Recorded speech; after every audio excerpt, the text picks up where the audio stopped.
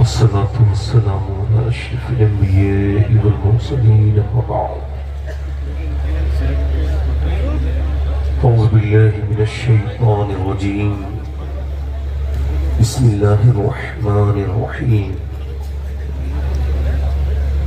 वस्साबिक़ून अस्साबिक़ून उलाइकल मुक़र्रबून। सदक़ल्लाहुल अज़ीम। क्या बात रज़ा उस चमनिस्ताने करम की, ज़हरा है कली जिसमें हुसैन और हसन फूल। तेरी सरकार में लाता है रज़ा उसको शफी। तेरी सरकार में लाता है रज़ा उसको शफी, जो मेरा गौस है और लाडला बेटा तेरा। मोहब्बत के साथ पूरा मजमा दरूद पाक पढ़ लीजिए बावाज़े बुलंद, एक भी शख्स खामोश नहीं रहे। जोर से पढ़िए अल्लाहुम्मा सल्ली अलैहि वसल्लम।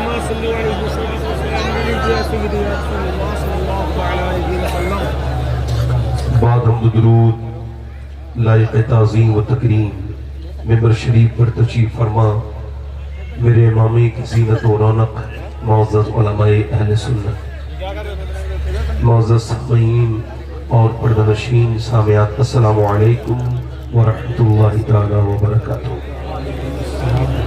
अल्लाह आप सबको बरकत दे। हाँ, ये किसी का फैजाने नजर है। ऐसी महफिलें अपने आप वजूद नहीं आती, अल्लाह चाहता है तो फिर ये हमारी वजूद आए। दो तीन शेर पढ़ देता हूँ, हमारे नौशाद भाई हैं हमारे, तो अर्ज करता हूँ दो तीन शेर। मैंने ये शेर मदीने में हुजूर को भी सुनाए और फिर रमजान में जाके सुनाऊंगा। इजाजत है आपको भी सुनाऊं, साथ में पढ़ेंगे इंशाल्लाह। अब दुनिया को भूल जाएं, अब आप दुनिया को भूल जाएं, आप जन्नत की क्यारी में बैठे हैं। आप हुजूर फरमाते हैं जिक्र की महफिल जन्नत की क्यारी है, और जन्नत की क्यारी में दुनिया को याद, तो जरा आप हुजूर को याद करेंगे। अरे आप तो अल्लाह ने इंसान बनाया है। एक मर्तबा मेरे नबी हुजूर सरकार दो आलम तशरीफ ले जा रहे हैं। किस हुजूर किधर जा रहे हैं? क्या महकते हैं महकने वाले, भूख पे चलते हैं भटकने वाले। हुजूर चल रहे हैं और एक गाय पर जुल्म हो रहा है, गाय को मार रहा है कोई, तो वो गाय को जब मार रहा है तो उसका मालिक गैर मुस्लिम है। तो गाय हुजूर को देख के कहती है तू मुझको मार रहा है, तुझको अगर अक्ल होती तो इस हस्ती पर ईमान ले आता। ये अल्लाह के आखिरी रसूल है। सहाबा इकराम ने कहा हुजूर ये गाय आपको जानती है? फरमाया यही गाय नहीं जानती, जंगल के सारे जानवर मुझे भी जानते हैं और मेरे अबू बकर उमर को भी जानते हैं। बोले तो सही जरा सुभान अल्लाह। आप भी लोग बोले तो दो तीन शेर पढ़ दूं, फिर तकरीर मैंने करनी है अपनी, है ना। मैं जी भर के तकरीर करूंगा, आप जी भर के सुनेंगे इंशाल्लाह। वैसे मुझ पे कभी पाबंदी नहीं रहती, मगर आज तो मुझे लग रहा है कि वारिस पाक इसी महफिल में आके बैठ गए। इसी बज़्म में कोई माहिर हो, कोई जलवा फरमा जरूर है। ये हजारों जलवे चमक उठे, ये किसी का परतवे नूर है। क्या बताऊं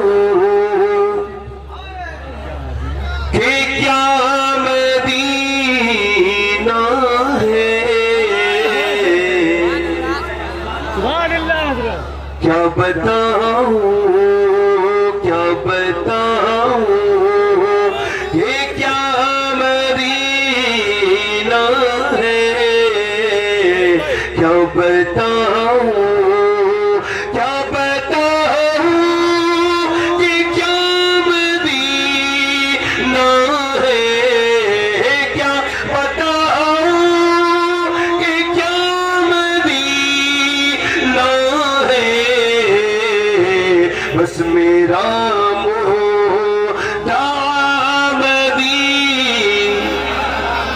साथ पढ़े, आवाज बुलंद करे। क्या बताऊं कि क्या,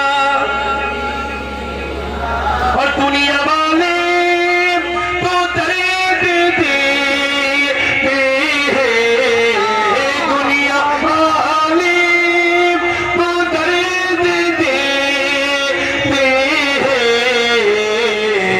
दर्द दिल की दवा मदीना है। जिन्हें दुनिया वाले दर्द देते हो ना, और हुजूर का जिक्र दवा बनती हो, मेरे साथ पढ़े। दुनिया वाले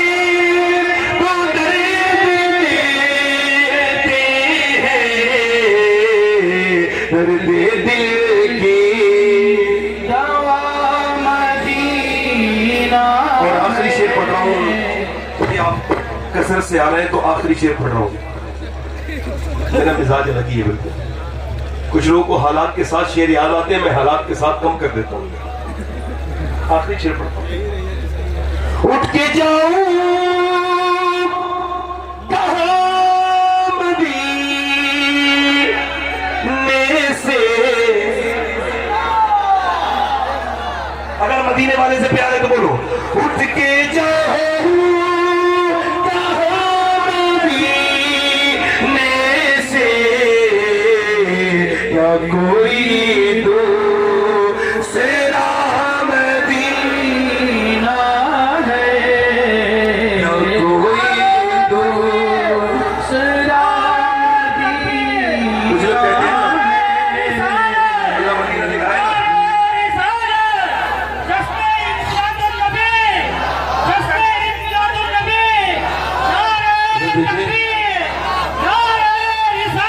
देखो कुछ लोग कहते हैं ना,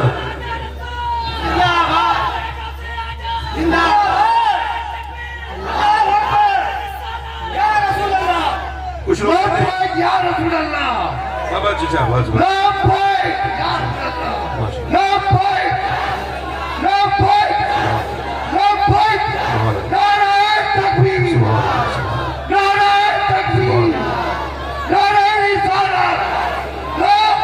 कुछ लोग कहते हैं ना, माशाअल्लाह अल्लाह ताला जल्दी हाजिरी अता फरमाए।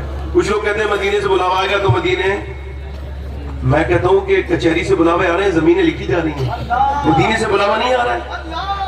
औरतें कहती है मदीने से बुलावा आएगा तो जाएंगी, सुनार की दुकान से बुलावे आ रहे हैं, बड़े खूब डिजाइन देखे जा रहे हैं, बाजारों से बुलावे आ रहे हैं, मदीने से झूठ बोलते हो आप लोग।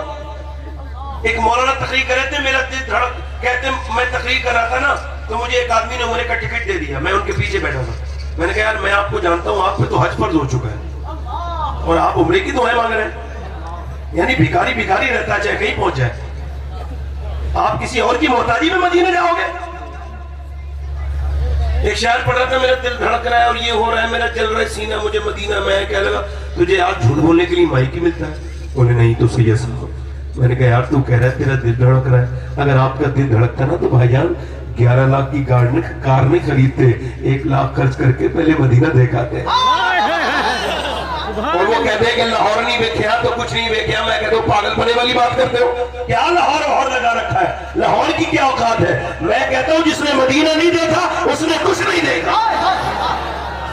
और मदीना जाओ या मक्का जाओ तो फोटोग्राफर बन के मत जाना, सेल्फी वाले बन के मत जाना, अदब वाले बन के जाना, तकदीर बनाने जाना, वहां रोना, अल्लाह के सामने रोना। काबे में सबसे ज्यादा तस्वीरें खींचती है इस वक्त, सेल्फी पॉइंट है, काबा बना दिया। काबा जो पूरी दुनिया के मुसलमान जहां जाके रोते थे, आज वो जगह सेल्फी पॉइंट बनी हुई है।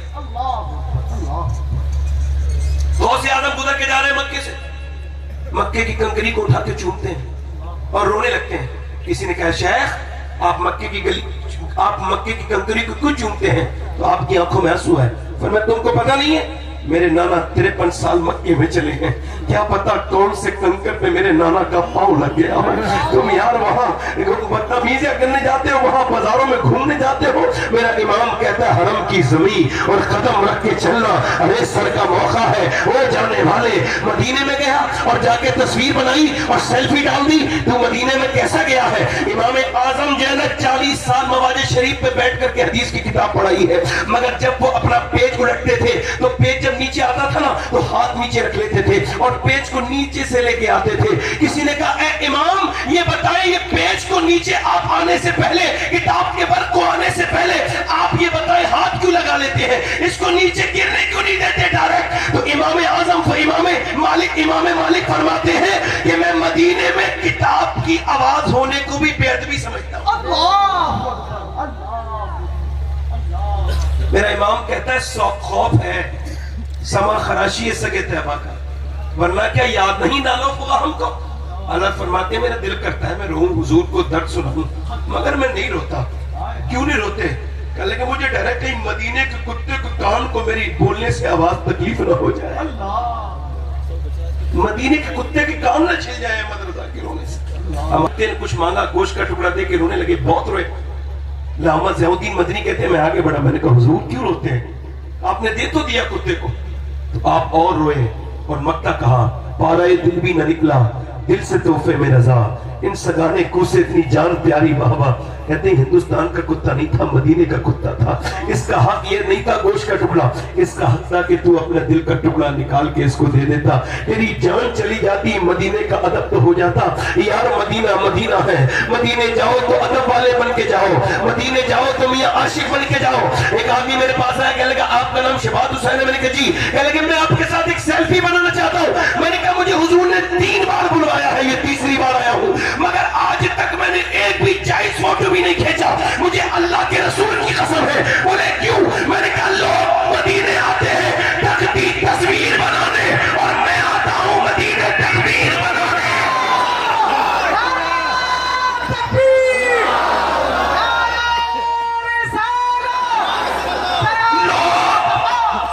लोग कहते हैं मैं मदीने में आया हूं, मैं मदीने में आया हूं, मेरा फोटो देखो, मेरा स्टेटस देखो। लोग व्हाट्सएप पर मदीने स्टेटस लगाने जाते हैं और मैं मदीने वाले की निगाह से स्टेटस बनाने जाता हूं।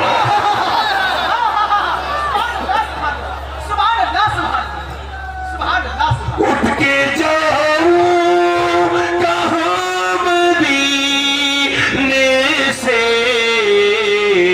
या कोई दूसरा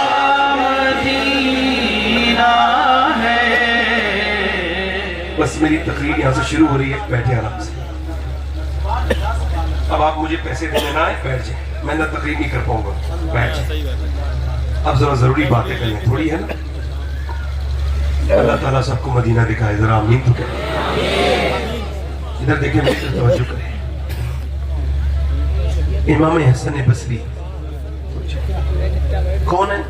हजरत अली के खलीफा, उम्मुल मोमिनीन उम्मे सलमा का दूध पीने वाले। कौन? उम्मे सलमा, सैयदा उम्मे सलमा बुजुर्ग थी बिल्कुल। इनकी माँ इनकी कनीज थी, हुजूर की बीबी थी। वो कहीं चली गई, छोड़ के इन्हें दूध जो ना, वो इन्हें भूख लगी तो सैयदा ने इन्हें जो है दूध पिलाना शुरू किया। और अल्लाह की कुदरत हसन बसरे की नसीब से सैयदा उम्मे सलमा के दूध भी निकल आया।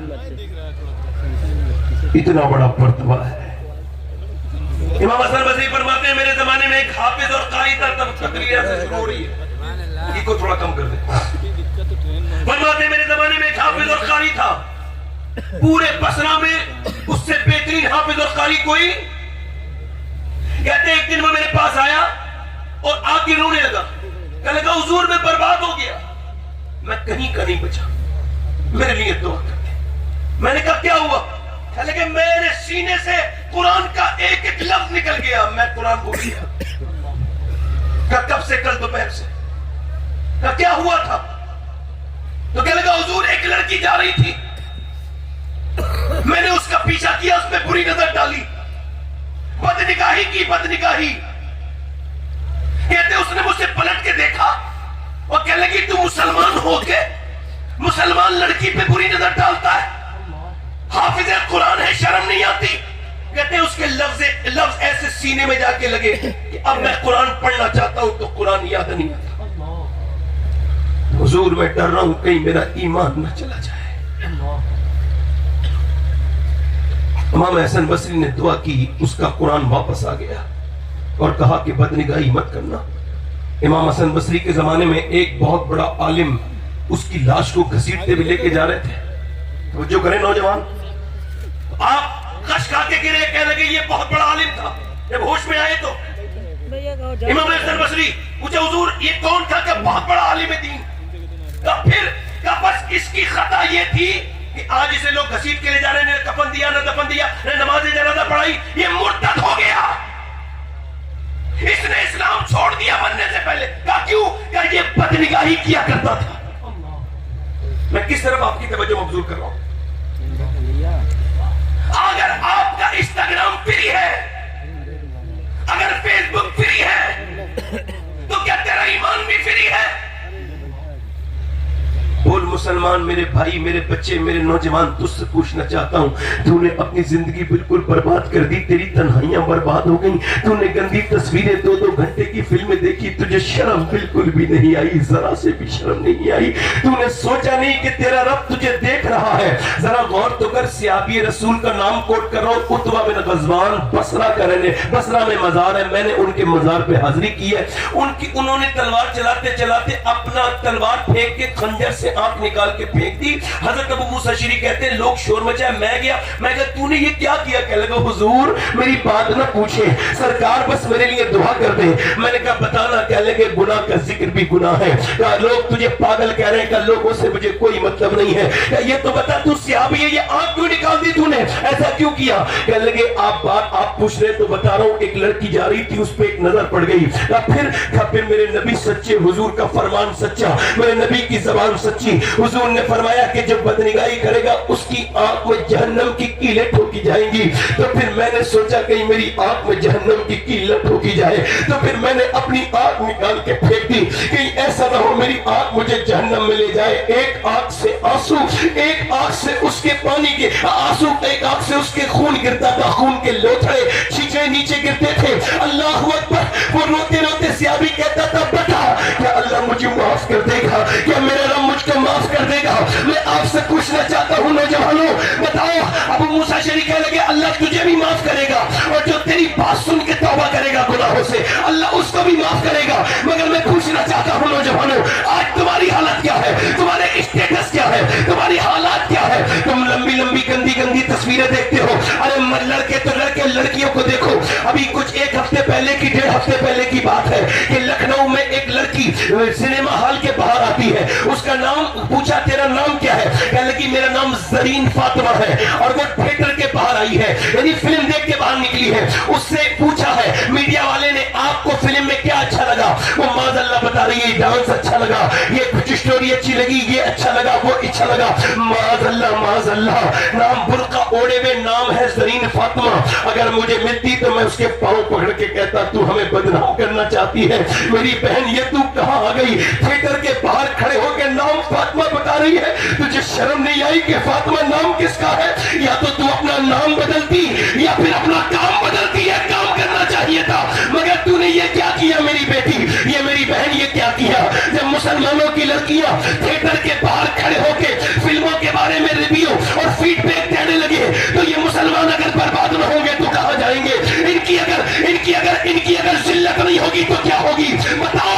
कौन मजहब से है? मजहब जो नहीं, तुम भी नहीं, जज्बे बाहम जो नहीं, महफिल अंजुम भी नहीं, तुम अपनी जिंदगी कहां ले चले हो नौजवानों? ओ मेरी बेटियों, तुम आप भी सुन रही हो, और मैं तुमसे भी कहता हूं नौजवानों, ये नौजवान उन्हीं की तरह बाल कटवाते हैं, मुंबई के लोगों की तरह, उन्हीं की तरह चलते हैं। बोलो चलते हैं कि नहीं चलते हैं? उन्हीं की तरह कपड़े हैं, उन्हीं की तरह इनके कपड़े हैं, उन्हीं की तरह बोलते हैं, उन्हीं की तरह अपनी स्टोरियां लगाते हैं। क्या तुम्हारे पास कोई नहीं था जिसे तुम अपनी दिल में बसाते, जिसकी सीरत को अपनी आंखों में रखते और फिर जन्नत का रास्ता तय करते? था नहीं। अरे तुम पूरा अरब बर्बाद हो गया। सऊदिया अरबिया में अभी कुछ दिनों पहले रिसर्च हुआ, 15 से 15 साल तक के बच्चे बड़े होकर क्या बनना चाहते हैं? 5 साल रिसर्च किया वहां पर, तो पता चला कि वो बच्चे छोटे छोटे, कुवैत के बच्चे, ओमान के बच्चे, अबू धाबी के बच्चे, कतर के बच्चे, और जरा गौर करें मदीने और मक्के और रियाद के बच्चे, वो कहते हैं बड़े होके हम क्रिस्टियानो रोनाल्डो बनना चाहते हैं, एक फुटबॉलर की तरह बनना चाहते हैं। और सऊदिया ने क्या किया?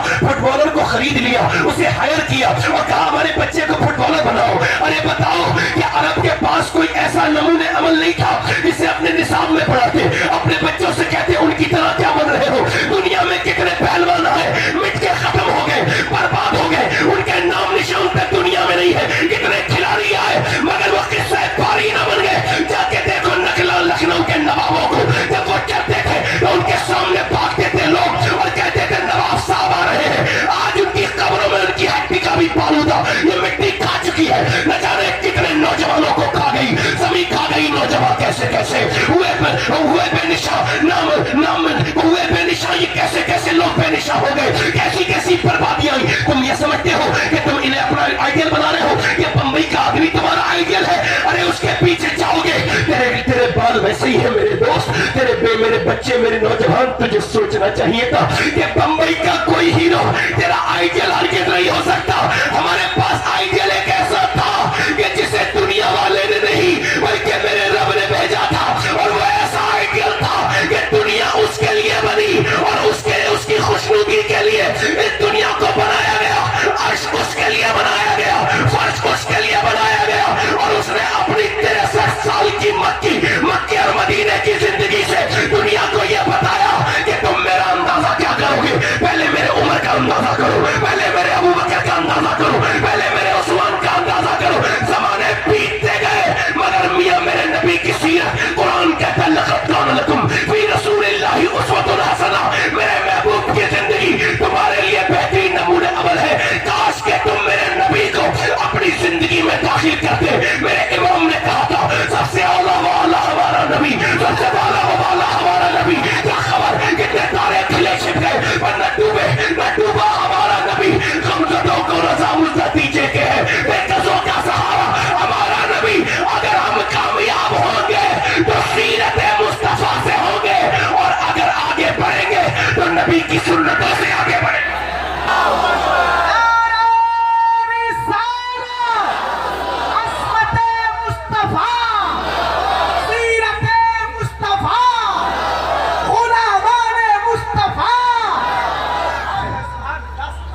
कौन मेरा पैगंबर, कौन मेरा रसूल, तुम तो हम कौन है।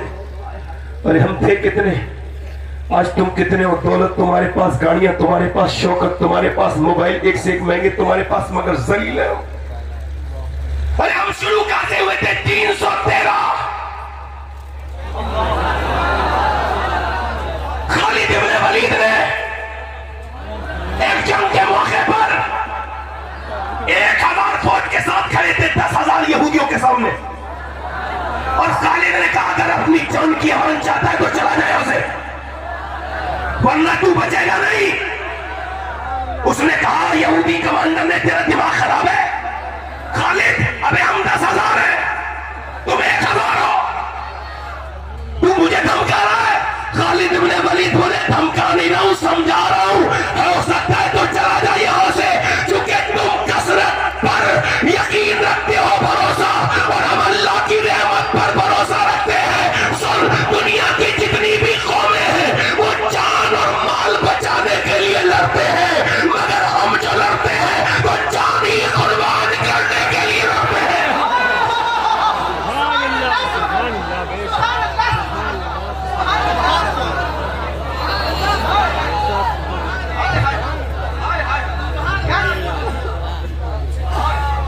हट ना सकते थे, अगर जंग में अड़ जाते थे, पांव शेरों के भी मैदान से उखड़ जाते थे। हम कौन हैं, आज जलील हो गए, हुजूर को छोड़ के किसी लायक न बचे। मगर कौन थे, दुनिया को बदलने वाले हम। हट न सकते थे, अगर जंग में अड़ जाते थे, पांव शेरों के भी मैदान से उखड़ जाते थे, तो सरकश हुआ कोई तो बिगड़ जाते थे। देखे चीज़ी के हम तोप से लड़ जाते थे, दश्तो दश्त दरिया भी न छोड़े हमने, मेरे जुल्मात में तोड़ा दिए घोड़े हमने, दिए दाने कभी यूरोप के कलीसियाओं में, कभी अफ्रीका के तपते हुए सहराओं में। शान नजरों में नजस्ती थी जहादारों की, कलमा पढ़ते थे हम इच्छाओं में तलवारों की। आ गया ऐन लड़ाई में अगर वक्त नमाज, जब मैं रूहों के जमी बोझ हुई खौबे हिजाब, एक ही सब में खड़े हो गए महमूद हो यार, न कोई बंदा रहा और न कोई बंदा नवाज। हमदर्द साहिब मोहताज गनी एक हुए, तेरी सरकार में पहुंचे तो सभी एक हुए, और तू ही कह दे कि उखाड़ा तेरे से अमर किसने, काट कर रख दिए कुफ्फार के लश्कर किसने।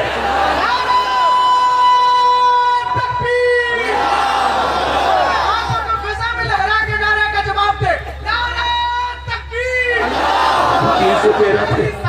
फिर तो ध्यान से सुन लो, हो सकता है मेरी जिंदगी की आखिरी तकरीर हो, इसके बाद मैं तकरीर न कर पाऊं, मेरी मौत आ जाए, मगर तुम्हारा हिसाब मुझे मरने के बाद हुजूर को भी देना है कि मेरे उम्मती तेरे सामने बैठते थे तो तू क्या बयान करता था।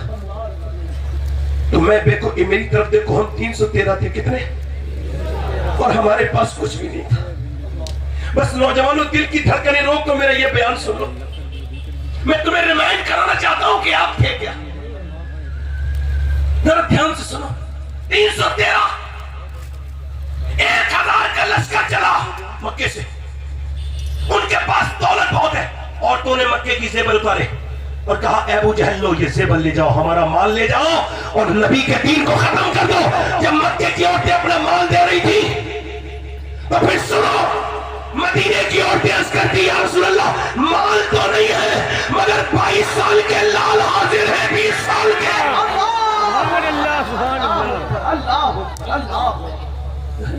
313 को कुचलने के लिए मक्के से एक लश्कर चला, एक अजीम शान लश्कर, जिसमें शराब पीने के लिए भी है, जिसमें नाच देखने के लिए औरतें भी मौजूद हैं। और उसमें इतना खतरनाक है अबू जहल का इरादा, और वो इतना ओवर कॉन्फिडेंस में है कि अपने हाथ में रस्सी लेके कहते हैं, नबी को रस्सी में बांध के लेके आऊंगा। मेरे हुजूर ने मक्के में मदीने में आवाज दी, कौन है मेरा आशिक जो मेरे साथ आए। 313 आ गए, पेट उनके बिल्कुल पीठ से लगे हुए हैं, रमजान का महीना है, रोजा की करीब है, और मियां उनके पेटों में कुछ नहीं है, कपड़े फटे हुए हैं। सामने आकर के दीवाने मस्ताने आकर के लाइन लगा के खड़े हो गए। मेरे हुजूर ने फरमाया, कुछ सोच समझ के भी आए हो या ऐसे ही आ गए? तो हुजूर जैसा आप इरशाद फरमाए, तो पहले सोच लो, तुम्हारे पास 2 तलवारें हैं, और तुम्हारे पास 2 घोड़े हैं, उनके पास 100 घोड़े हैं, तुम्हारे पास 7 तलवारें हैं, उनके पास 1000 तलवारें हैं, बोलो चलोगे? तो सहाबा बोले, या रसूल अल्लाह, अंसार और मुहाजिरीन एक समान बोल होके बोले, या रसूल अल्लाह, कोई मूसा की उम्मत थोड़ी है जो भाग जाएगी, उम्मत मुस्तफा की है, जान दे देंगे।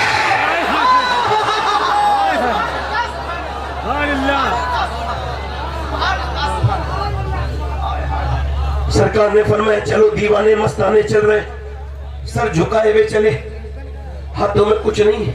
सियापा, मेरे नबी के गुलाम, ध्यान से सुनना नौजवानों, ए भाई जरा आराम से बैठ जाओ भाई, देखो डिस्टर्ब ना करो, मैंने तुम्हें दूसरी मर्तबा कहा है, नहीं पानी नहीं पीना। इधर देखो, मैं तो हुजूर की मोहब्बत के जाम पी रहा हूं, मुझे पानी की जरूरत नहीं। इसी अगर यही कैफियत बरकरार रही तो मैं कब तक भूखा रह सकता हूं। ये कैफियत जो मुझ पे सहाबा इकराम के जिक्र के वक्त है। कौन सहाबा इकराम? तवज्जो करो, न चले 313 सर झुकाए, कपड़े फटे हुए, अब लड़ने के लिए कुछ तो चाहिए ना, तलवारें तो है नहीं। तो हुजूर ने खजूर की डंडियां, ये तुम्हारी तलवार, ये तुम्हारी तलवार, ये तुम्हारी तलवार, ये तुम्हारी तलवार, ये तुम्हारी तलवार, ये तुम्हारी। अब तो उन्हें होपलेस हो जाना चाहिए था, डर जाना चाहिए था, घबरा जाना चाहिए था, मगर घबराए बराए नहीं, हाथ में खजूर की डंडियां लेके ऐसे घुमाते हुए जा रहे थे जैसे खजूर की डंडी नहीं, कोई एटम बम हाथ में आ गया है, ऐसे घुमाते हुए जाते थे और नारे लगाते हुए जाते थे। जब मदीने से निकले तो यहूदी बोले, अबे माइंडलेस हो गए क्या, पागल हो गए मुसलमानों, क्या खजूर की डंडियों ने कभी तलवारों का मुकाबला किया है? तो मुसलमान बोले, सहाबा और यहूदियों सुनो, न खजूर की डंडी पर और न तलवार पर है भरोसा, जितना भी है मदीने की सरकार पर है।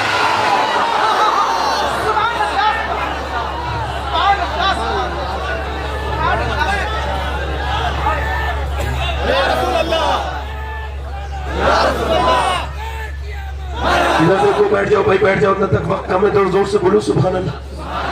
शुक्रिया तुम्हारे जज्बात का। 170 किलोमीटर दूर से आप जाके खड़े हो गए बद्र के मैदान में। वलक़द नसरकुमुल्लाह बिबद्रिन व अंतुम अज़िल्ला। कुरान ने जिन बद्र वालों को जगह दी है, आज उनका जलसों में जगह नहीं मिल रही।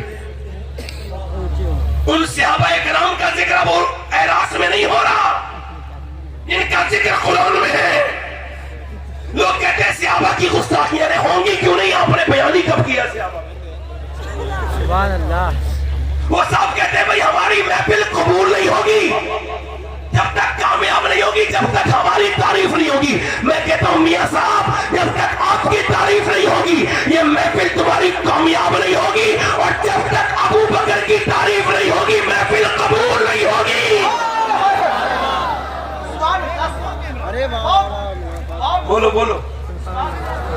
मेरे भाइयों अपने नबी के लिए बोलो सुभान अल्लाह।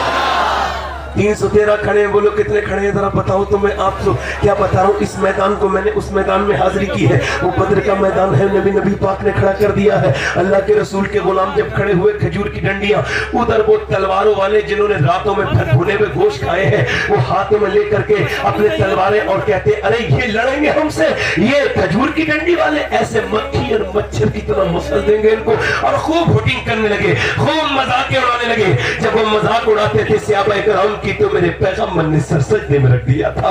ये सबसे बेहतरीन बात है मेरी तकरीर की आज जो मैं आपसे करने वाला हूँ। मेरे पैगंबर ने जब कोई मसला पेश आता था सजदा किया करते थे मेरे हुजूर। सजदे में हुजूर ने सर रख दिया, और जब मेरे नबी ने सर सजदे में रखा है, हजरत अबू बकर सिद्दीक कहते हैं ओपनली सजदा हुजूर का ऐसा नहीं देखा हमने जैसा वो सजदा था। जितना उस दिन हुजूर को रोते देखा कि नबी पाक की दोनों आंखें सूज गई थी। मेरा इमाम कहता है आंखें रो रो के सुझाने वाले, जाने वाले नहीं आने वाले, और आंखें कुछ कहती है तुझसे पैगाम, वो तेरे यार के जाने वाले, उसने तेरा सा न देखा न सुना, कहते हैं अगले जमाने वाले। मेरे नबी की उन आंखों से आंसू गिर रहे हैं। मेरा इमाम जिनके बारे में कहता है जिस तरफ उठ गई तुम में थमा गया, उस निगाह इनायत पे लाखों सलाम। मेरे नबी के कौन से लब हिल रहे हैं, पतली पतली गुले खुश्क की पत्तियां, उन लबों की नजाकत पे लाखों सलाम। मेरे नबी क्या अर्ज करते, ऐ मेरे मालिक मौला, ऐ मेरे परवरदिगार, मेरे रब, मैंने जितनी भी मेहनत की, मैंने तबलीग में जितनी भी तकलीफ को बर्दाश्त किया, मेरे ऊपर ऊंट की ओढ़नियां रखी गई। ऐ मेरे मालिक, मेरे ऊपर ऊंट की ओढ़नियां रखी गई, मेरे ऊपर ऊंट की ओढ़नियां रखी गई, मेरे सर को दबाया गया, मेरे सर को फाड़ा गया, मुझके मंडियों में मुझ पे गाली भी दी गई, मुझे शेबे अबी तालिब में कैद रखा गया। शेबे अबी तालिब में मेरी बेटियां 9 दिन तक भूखी रही, उन्होंने पेड़ के पत्ते खाए। मैंने जो ताइफ के मैदान में तकलीफ बर्दाश्त की, वो तकलीफ कौन सी तकलीफ की हुजूर ताइफ की तरफ गए हैं। नौजवानों ताइफ को याद कर लिया करो कि तुम जिस नबी का कलमा पढ़ते हो वो ताइफ गए हैं, और जब हुजूर ने वहां पर तबलीग करना शुरू की है तो मेरे पैगंबर के ऊपर, नबी पाक के ऊपर पत्थर आने लगे हैं, और इतने पत्थर के मेरे नबी के हाथ पर पत्थर लगता है। हुजूर के एक पत्थर मारता है, हुजूर बैठ जाते हैं, फिर हुजूर को उठा के मारते हैं, एक पांव उठा लेते हैं, दूसरे पे मेरे मदनी मक्की सरकार के इतने पत्थर मारे गए, इतने पत्थर कि हुजूर की मुबारक पिंडली मुबारक फट गई, और हुजूर की मुबारक नालैन शरीफ भीग गई खून से। मेरे नबी आज अर्ज करते हैं, मेरे मालिक, मैंने जो ताइफ में पत्थरों को बर्दाश्त किया, ऐ अल्लाह, जब मैंने मंडियों में गालियां बर्दाश्त की, जब मेरे ऊपर मारे गए पत्थर, जब मेरे ऊपर ऊंट की ओढ़नियां रखी गई, सब तकलीफ के बाद मैंने ये 313 मैंने तैयार किए हैं। ये मेरे 313 मेरी पूरी जिंदगी की कमाई है। ये मेरा अबू बकर मेरी पूरी जिंदगी की कमाई है। ये मेरा उमर मेरी पूरी जिंदगी की कमाई है। ये मेरा अली मेरी पूरी जिंदगी की कमाई है। ये मेरा बिलाल मेरी पूरी जिंदगी की कमाई है। ये मेरे अमीर हमजा मेरी पूरी जिंदगी की कमाई है। ऐ मेरे मालिक, अगर ये आज ये अगर खत्म हो गए, अगर ये आज मिट गए, तो कयामत तक तेरा नाम लेने वाला कोई नहीं होगा। जो बिशारत नबी बाग बदरियों को दे रहे हैं, ऐ मेरे मालिक, देख तो मेरे गुलामों ने खजूर की गुठलियां चूस चूस के रोजे रखे हैं, ये रोजे की हालत में आ गए हैं। देख इनके पास तलवारें तक नहीं है, इनके पास खजूर की डंडियां। ऐ मेरे मालिक, मेरे गुलामों पर रहम कर दे। ये मेरे पैगंबर ने दुआ करनी शुरू की है। मेरा इमाम कहता है इजाबत का सेहरा, इनायत का जोड़ा, दुल्हन बन के निकली दुआए मोहम्मद। मेरे नबी कहते हैं, मेरे वाले, मेरे इन गुलामों पर रहम कर दे। ये बेसर सामान है, अगर इन्हें आज मिटा दिया गया तो कयामत तक तेरा नाम लेने वाला कोई नहीं होगा। मेरे पैगंबर इस्लाम के दीवानों, नबी ने सर उठाया, हुजूर मुस्कुराए। मौला अली कहते अचानक हवा चली। मैंने अर्ज की, हुजूर कैसी हवा चली है? फरमाया, मेरे आका ने जिब्राइल, मेरा पहला वजीर, मैदान बदर में उतर चुका है। अल्लाह ने उसे 500 फरिश्ते लेके भेज दिया है। फिर अचानक हवा चली। मैंने अर्ज की, क्या है? अल्लाह के रसूल ने फरमाया, ऐ अली सुन, मेरा दूसरा वजीर मीकाईल उतर चुका है, और वो भी 500 फरिश्तों के साथ उतरा है। और अब जब 500 फरिश्तों के साथ उतरे, मेरे नबी ने फरमाया, चलो, अल्लाह की मदद आ चुकी है। अब एक तरफ तो शमशीर वाले थे, एक तरफ नारे तकबीर वाले थे, एक तरफ ताकत पे भरोसा था, एक तरफ मुस्तफा की इताअत और मोहब्बत पे भरोसा था, एक तरफ मियां अपने माल पर नाज था, एक तरफ आमना के लाल पर नाज था। चले, और चलने के बाद मेरे पैगंबर इस्लाम के गुलाम डंडी बड़ा कमाल कर रही है। मियां का तो ऐसा कभी किया था ना कयामत तक करेगी कि वो उठती थी, उठती है और सर काट देती है, वो उठती है और हाथ काट देती है, वो उठती है और मियां के बदन के दो टुकड़े कर देती है। खजूर की डंडियों ने जब काटना शुरू किया भगदड़ मच गई। मियां ऐसे खौफ फैला कि वो भागने लगे मैदान छोड़ के, वो सारे मक्का लाशें छोड़ के भागे। उन्हीं में भाग रहा था उमैया, उमैया जो बिलाल के सीने में पत्थर रखता था। बिलाल ने देखा ये कोई उमैया है जो बिलाल के मुंह पर मुक्के मारता था मक्के में, ये कोई उमैया है जो बिलाल को जिसने अंगारों पे लिटाना था, ये कोई उमैया है जो गले में गर्दन में रस्सी डाल के बिलाल को पूरे मक्के में घुमाता था। बिलाल देखते ही जलाल में आ जाते हैं, उमैया के पीछे भागते हैं। उमैया मोटा भागता है, कब तक भागता, हजरत बिलाल ने उसके मुंह पे घूसा मारा, वो जमीन पर गिरा और बिलाल को देखने लगा। बिलाल ने कहा बेटे क्या है, ये कोई बिलाल का घूसा थोड़ी है, ये तो इस्लाम का घूसा कुफर के मुंह पे लगा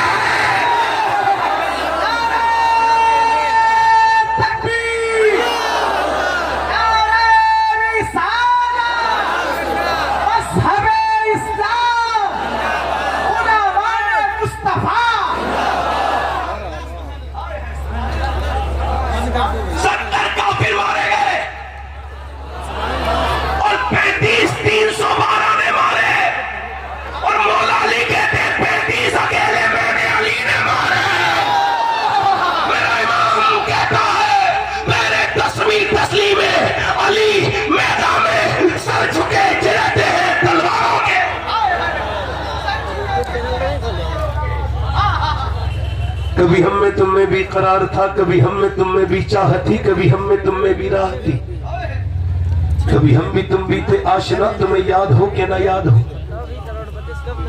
कभी तुम सजदे करते थे अल्लाह के सामने रोते थे तो अल्लाह की रहमतें उतरती थी, मगर पहले तुम 313 थे तो तुमने दुश्मनों के दांत खट्टे कर दिए थे, मगर आज 57 मुल्कों में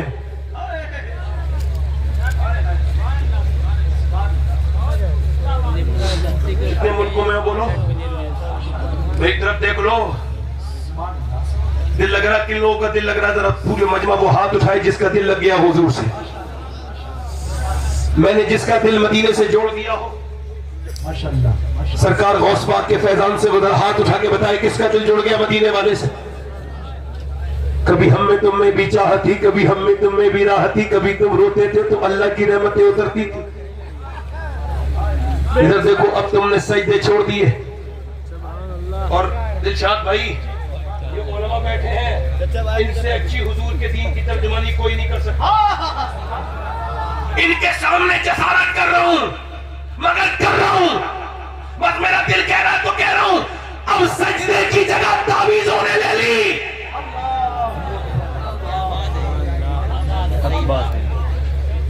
क्या कभी सजदों की जगह तावीज ले सकता है? अब जरा से परेशान हो गए तो तावीज वाले के, अरे तावीज वाले के पास क्या जाता है? तुझे अल्लाह तकलीफ इस वजह से देता है तो उसके सामने झुके।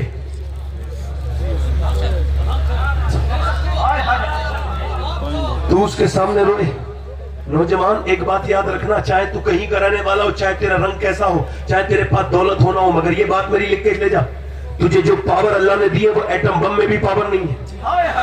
तुझे तेरे नबी ने अकेला नहीं छोड़ा, सजदे की ताकत देके छोड़ा है। तू कभी भी परेशान हो जाए, जंगल में परेशानी हो, कोई ना हो, अपना सर झुका के अल्लाह की बारगाह में दुआ कर लेना नबी के वसीले से। और अगर तेरी उस वक्त परेशानी हल ना हो तो दुनिया में भी मेरा दामन पकड़ लेना और कयामत के दिन भी पकड़ लेना। तूने सजदे करना छोड़ दी नौजवान, तेरे माथे पर जो चीजें अब है वो अच्छी नहीं लगती।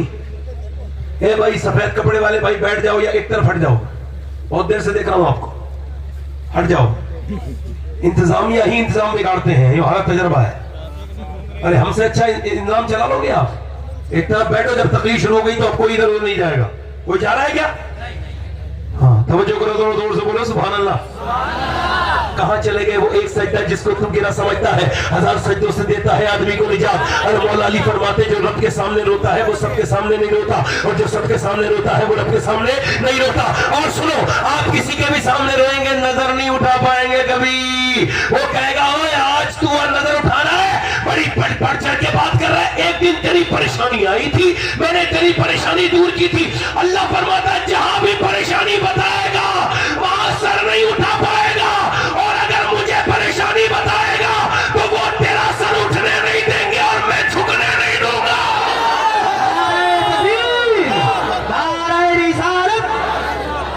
कॉन्फ्रेंस कॉन्फ्रेंस फजीलते सजना करामाते सजना आले रसूल। मुझे बताओ वो कौन सा सजदा है, वो कौन सा सजदा है? मदीना आज भी गवाह है उस सजदे का कि मेरे पैगंबर जब अपना सर रखते थे तो पूरी रात, मेरी अम्मी आयशा फरमाती, नबी सजदे में इतना रोया करते थे कि नबी के आंसू घर के बाहर को चले जाते थे। पैरों पे सूजन आ जाती थी, नमाज में इतना रोते थे। तुम क्यों नहीं रोते? अगर रोना ना आए तो रोने समूह बनाओ, कोशिश तो करो तुम यार, खाली तकरीर सुनोगे हमारी? कोशिश करो। आखिर कौन सी ऐसी बात थी सजदे में कि पूरी रात मुस्तफा सजदा करते हैं? मौला अली एक रात में 1000 रकात नमाज नफिल पढ़ते हैं, 1000 रकात नमाज नफिल एक रात में। और सुनो, सैयदा फातिमा एक सजदे में रात निकाल देती है। ऐसा तो कोई रात बना दे मालिक कि फातिमा दिल खोल के इबादत करे, और फिर करबला के मैदान में इन तीनों सजदों का हक अदा होता है। करबला में हुसैन सर सजदे में रखता है और कहता है मेरे मालिक देख, मेरे बच्चों के ऊपर घोड़े दौड़ रहे हैं, उनकी लाशों की हड्डियां टूटने की आवाजें आ रही है, मगर हुसैन सजदे में है। मैंने कहा मेरे पापा हुसैन, मैंने तुझको करबला में रोते नहीं देखा, तू कब रोया था? बता। सब रोते हैं, सारे रोते हैं। तेरे बच्चों की लाशों पर घोड़े दौड़े, तू रोया नहीं। मुझसे मेरे हुसैन का ने पूछ हौसला, कितने भी जख्म आए पर रोया नहीं हुसैन। मैं पूछता हुआ बाबा हुसैन बताना तू कहाँ रोया था? हमने तुझे न खैमे के पास रोते देखा, न ज़ैनब के पास रोते देखा, न शहरवानों के पास रोते देखा, न सकीना के पास रोते देखा। फरमाते हैं मैं छुपाने आया था करबला में, किसी को और रुलाने नहीं आया था। मैंने कहा फिर आप कहाँ रोए थे? आवाज आई मैं वही रोया था जहाँ मेरे नाना रोते थे, मैं सजदे में रोया।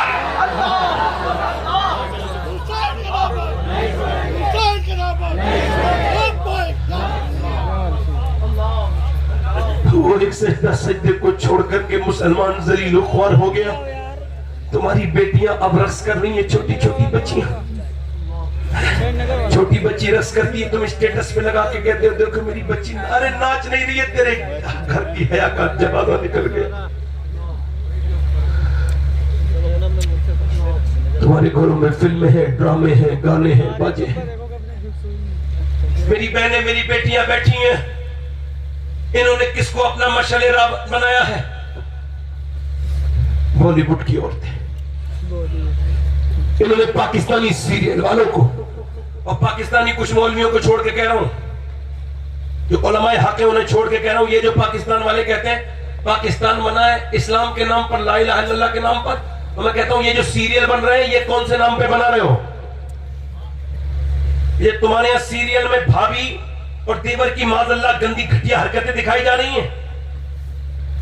तुम्हारे सीरियल दुनिया को फ्री में बेहयाई की ट्यूशन दे रहे हैं। तुम अपने आप को मुसलमान मुल्क कहते हो, तुम्हें शर्म आनी चाहिए। सही बात। हमारे मुल्क को उल्टा सीधा बकते हो, पहले अपने गिरबान में झांक के देखो। बोलो जरा, बोलो यार। और हम अकेले थोड़ी है, हमारे पास गरीब नवाज, हमारे पास साबिर पाक, हमारे पास कुतुबुद्दीन बख्तियार काकी, हमारे पास मखदूम अशरफ जहांगीर सुमनानी, हमारे पास वारिस देवा, हमारे पास सलाह सैयद सलार मसूद, हमारे पास आला हजरत, हमारे पास मुफ्ती आजम, हमारे पास ताजु शरिया। मैं कहता हूं हम तुमसे तकाबुल नहीं करते, मगर अपने मुल्क की तारीफ किया करो। हमारे मुल्क पे बोलने से, भौंकने से पहले 100 बार सोचा करो। अपने गिरबान में झांक के देखो ये क्या है तुम्हारे मुल्क में। तुम मस्जिदों में खड़े होकर नमाज पढ़ते हो, तुम्हें बम से उड़ा दिया जाता है, और हम नमाज पढ़ते हैं तो हम नमाज हम पढ़ते हैं और हिफाजत खैर करते हैं, और दुनिया को पता चलता है कि यहाँ किसी और की हुकूमत नहीं, अजमेर के राजा की हुकूमत है।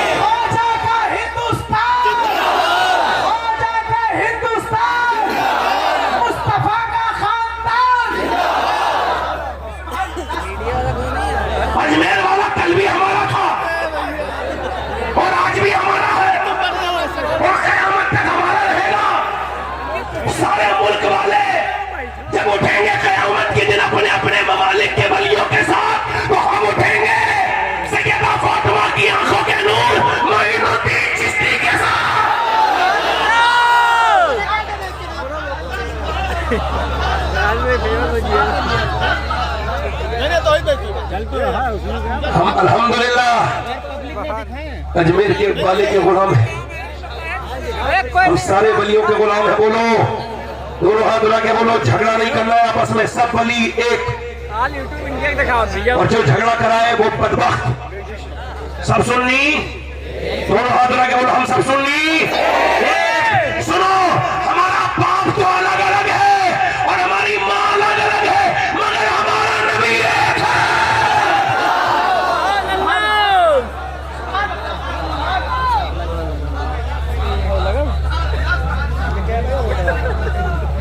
समझो है कि नहीं? मेरी बेटियां, मेरी बहनों के सामने गुजारिश करता हूं, ये तुम जो पाकिस्तानी सीरियल के पीछे पड़ी, पाकिस्तान की सीरियल की औरतें तुम्हें जहन्नम में नहीं ले जाएंगी। औरत के लिए बेहतरीन नमूने अमल कौन है? पूरी कायनात की औरतें। इकबाल कहता है, लोग मुझसे कहते हैं हुसैन ने करबला में हक अदा कर दिया। तो मैं कहता हूं यार, अधूरी बात क्यों करते हो? पूरी बात कहा करो। हुसैन ने बाद में हक अदा किया है, पहले मदीने में अली ने बाप होने का हक अदा किया और फातिमा ने मां होने का हक अदा किया, फिर हुसैन ने करबला में हक अदा कर दिया।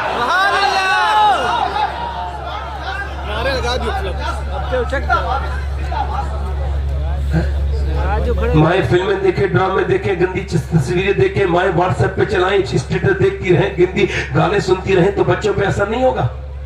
बिल्कुल सही बात है। अरे अभी हार्वर्ड ने रिसर्च किया कि ये बच्चे पागल कौन पैदा होते हैं। 25 साल के रिसर्च के बाद बोले कि वो बच्चे जिनकी माँ के पेट में थे, माँ ने माँ को मारा, बाप ने बीप को मार रहा था जाहिल, मगर उस जाहिल को पता ही नहीं था कि पेट में बच्चा है, इसके ऊपर कैसा असर होगा। इसने मारा, सर पे असर हुआ बच्चे के, बच्चा माइंडलेस हो गया, पागल हो गया। अब पैदा हुआ, इलाज कराता फिर इधर उधर, मेरा बेटा पागल। बीबी को मारा क्यों था तूने जाहिल? हुजूर ने मना किया औरत पे हाथ नहीं उठाना है, तो क्यों मारा था तूने? अब बताओ मुझे, बाप माँ को मारे तो बच्चे के ऊपर असर हो जाए। अब मेडिकल साइंस ये कहता है कि अगर औरत जब जाती है प्रेग्नेंट मूवमेंट में, जब डॉक्टर के पास, वो कहता है अगर तुम ये चाहती हो तुम्हारे बच्चे के अंदर आयरन बढ़े, ज्यादा विटामिन डी बढ़े, तो आयरन के लिए तुमने बादाम खाने हैं, तुमने सेब खाने हैं, तुमने अंगूर खाने हैं। अब विटामिन डी के लिए तुमने सेब खाना, संतरा खाना, और तुमने अमरूद खाना, तुमने जो वो खून के लिए अनार खाने। मुझे बताओ ये समझ, जरा मुझे इंसाफ से बताना, तो आप सारे लोगों से पूछ रहा हूं, ये बताओ कि जब अल्लाह का बनाया हुआ सेब, संतरा, अनार, अमरूद अगर माँ खाए तो बच्चे पे असर हो जाए, तो क्या अल्लाह का कुरान माँ पढ़ेगी तो पेट के बच्चे पे असर नहीं होगा? खाली बच्चों को पालो मत, बर्दाश्त करोगे तुम्हारे बच्चे जहन्नम में चले जाए। अपनी बीवियों को से कहते क्यों नहीं कि जब बच्चा पेट में तो क्यों गाने सुन रही है? करबला में यूं ही सजदा नहीं हुआ था, पहले मदीने में सैयदा ने सजदे किए थे। आओ सलाम करें उसके आस्थाने को, हुसैन पाल के जिसने दिया जमाने को। नबी की बेटी की जिंदगी में बेहतरीन नमूना अमल। और सारे लोग सुन लो मेरी बात, अल्लाह के रसूल की बेटी, तुम्हारे यहाँ शादियां होती हैं तो क्या क्या नहीं होता है? आज के बाद अगर सच्चे मोमिन हो तो यहां से इरादा करके उठना कि जब तुम अपनी बहन को लेके, अपनी बीवी को लेके बारात में जाते हो, और तुम्हारी बहन, तुम्हारी बेटी, जो जाते हैं उन्हें कह रहा हूं, जो नहीं जा रहे उन्हें नहीं कह रहा हूं, वो जो जाते हैं उन्हें कह रहा हूं, टाइट लिबास पहनकर लेके जाते हो, और जब तुम बारात घर में घुसते हो, जब पंडाल में जाते हो, और तुम्हारी बहनों पर जब गंदी नजर पड़ती है, बेटर की, नौजवान आवारा लड़कों की, तो तुम्हारी गैरत कहां चली जाती है? उस वक्त तुम्हें बुरा नहीं लगता कि तुम्हारी बेटियों के जिस्म पर जो कसे हुए लिबास पहने हुए ये लड़कियां, इन पे पूरी नजर पड़ रही हैं, तो उस वक्त तुम्हें शर्म नहीं आती? क्यों आएगी? तुम कहीं और देख रहे होते हो, कोई और इधर देख रहा होता।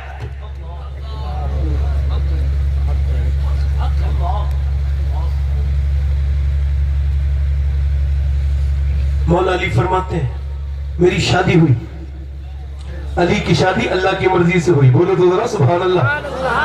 पूरा मजमा बोले अली की बात है तो जोर से बोले जरा। किसकी मर्जी से हुई? बोलो किसकी मर्जी से हुई? और मियां सुनो, तुम्हारी बारात के बाराती भी अलग होंगे, मगर अली के बाराती अलग है। अबू बकर सिद्दीक अली के बाराती हैं, जरा जोर से तो बोलो सुभान अल्लाह। उमर फारूक आजम अली के बाराती हैं।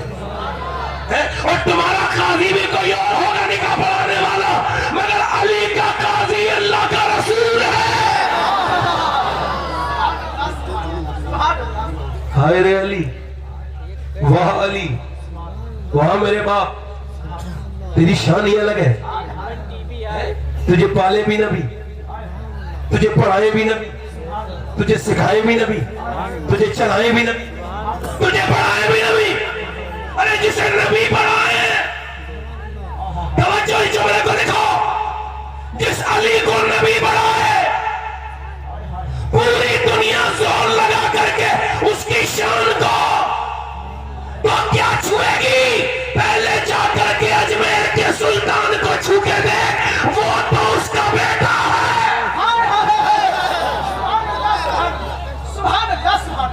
शादी हुई अली की।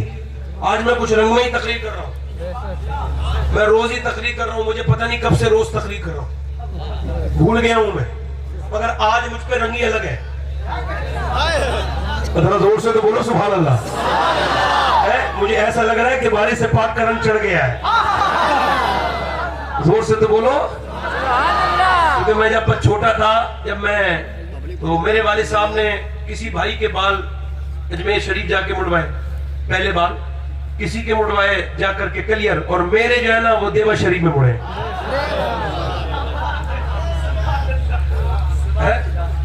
अल्लाह अकबर।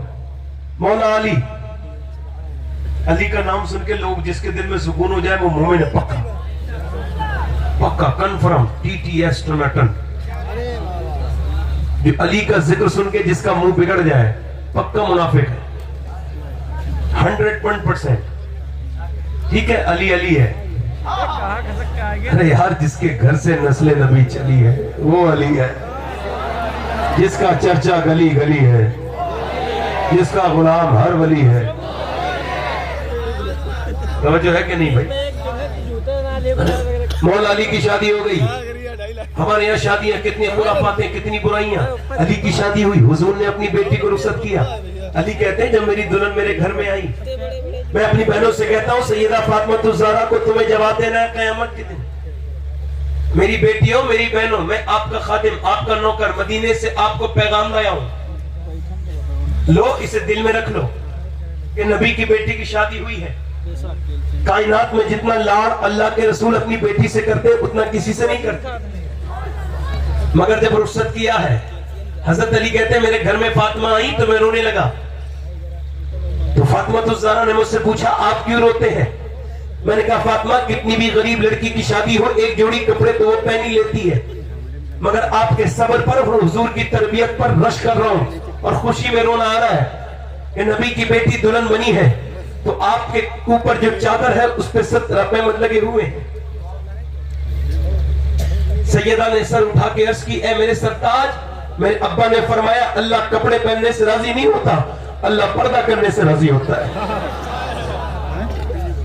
कहते हैं मौला अली, दूसरे दिन मेरी शादी के मेरी दावत हुई कि आप मेरे घर आ जाएं, अभी आपकी बेटी, अभी आपकी बीबी नई नवेली दुल्हन है, वो खाना नहीं बनाती होंगी।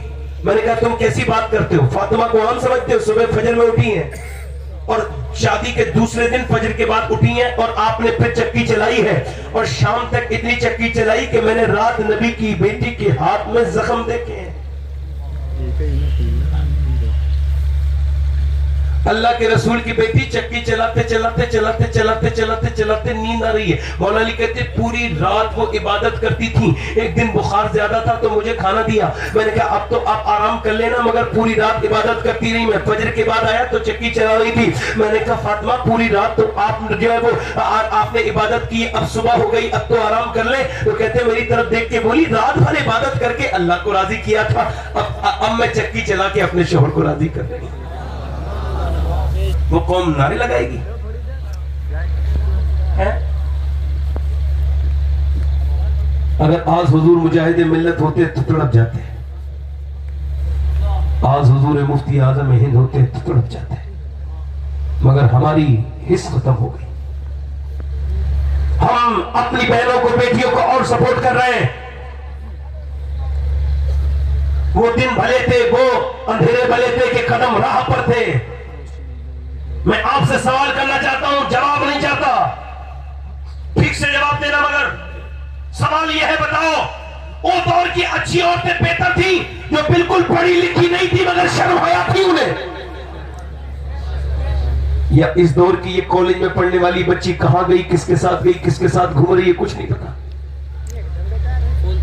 बाप ने कॉलेज में दाखिल करा दिया, पढ़ने के लिए भेज दिया, इधर उधर फला हॉस्टल हॉस्टल, और वो क्या कर रही है कुछ नहीं पता है? एक आदमी से मैंने कहा मैंने अपनी बहन को जरा पता कराया करो, बेटी को। कहने कि मुझे अपनी बेटी पे ट्रस्ट है, भरोसा है, यकीन है, आप अब मेरे जो वो पर्सनल मामलात में इंटरफेयर ना करें। मैं कहा यार तू बड़ा बदबख्त आदमी है। हजरत जुनैद बगदादी से किसी ने कहा कि मुझे अपनी बहन पर भरोसा है, बेटी पे। आपने फरमाया दूर हो जा मेरी नजर से बदबख्त जालिम, ये बता तेरी बेटी ज्यादा भरोसे के लायक है या अल्लाह के रसूल की बेटी ज्यादा भरोसे? और फिर वही अपनी टोपियां डालते हैं पैरों में बच्चियों के, मगर वो नहीं आती क्यों? चूंकि बचपन में नाच गाने देखें। बोलो जवाब दो, मैं गलत कह रहा हूं? मुझे बताओ, अगर बचपन में छोटी बच्ची सजदा करती तो कभी कभी जाती? अगर उसे सजदा सिखा दिया जाता, उसे तो थिरकना सिखाया, उसके घर में तो सिनेमा चले, उसके घर में तो फिल्में चली। अब रो किस बात कर रहे हो? रोना जो तुमने बोया था वही काट रहे हो। अगर बचपन में पर्दा सिखा दिया जाता। मेरी एक रिश्तेदार औरत का इंतकाल हो रहा था, इतनी करीबी रिश्तेदार कि मेरा पर्दा तक नहीं था उससे। मैं दिल्ली में था, उसकी 33 साल की उम्र तकरीबन, और जब उसकी रूह निकलने का वक्त आया तो मैंने अपनी आंखों से देखा कि जैसे डॉक्टर को पता हुई कि सीरियस हाल हुआ है, डॉक्टर जैसे ही कमरे में आया, उसकी आदत थी, उसने अपना पर्दा उठाया, अपना दुपट्टा और ऊपर करने लगी, और वहीं पे उसके हाथ से वो पर्दा छूटा और उसका दम निकल गया। मगर मेरे बात ये समझ में आ गई कि अगर बचपन में पर्दा करा दिया जाए तो रूह तो निकलती है मगर हया नहीं निकलती।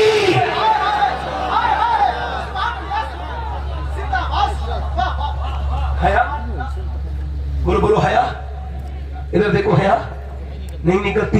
हया तो किसने सिखाई थी? हया तो नबी की बेटी ने सिखाई थी अपनी बेटी को, यानी सैयदा ज़ैनब बचपन में 6 साल की उम्र। बोलो कितने साल की उम्र? बोलो ज़ैनब कितने साल की उम्र? 6 साल की उम्र, कुरान पढ़ रही है। आज आप भी करोगे ना अपनी बेटी को ऐसे? जवानों ऐसा करोगे जैसा बता रहा हूं? 6 साल की बच्ची के सर पे दुपट्टा रखोगे तो दुपट्टे रख के कुरान पढ़ रही है, कुरान पढ़ते पढ़ते सर से दुपट्टा गिर गया। सैयदा फातिमा ने सर पे दुपट्टा रखा, जब दुपट्टा रखा तो सैयदा ज़ैनब ने पूछा अम्मी जान आपने मेरी अम्मी में आपने सर पे दुपट्टा क्यों रखा? कर नाना नाराज हो जाएंगे, जो सब लड़की सर पे दुपट्टा निकती। सैयदा ज़ैनब रोई और रोई रोई रोई और इतनी रोई कि सैयदा फातिमा ने सीने लगाया, ओ मेरी ज़ैनब चुप जाना, अब तो तूने सर ढक लिया। सैयदा ज़ैनब कहने लगी अम्मी जान मेरे नाना से कह देना ज़ैनब को माफ कर दे, इस बार तो गर्दन कटाए, इस बार मेरी गलती माफ करे, अगली बार गर्दन तो कटेगी मगर सर पे से दुपट्टा नहीं हटेगा। क्यों?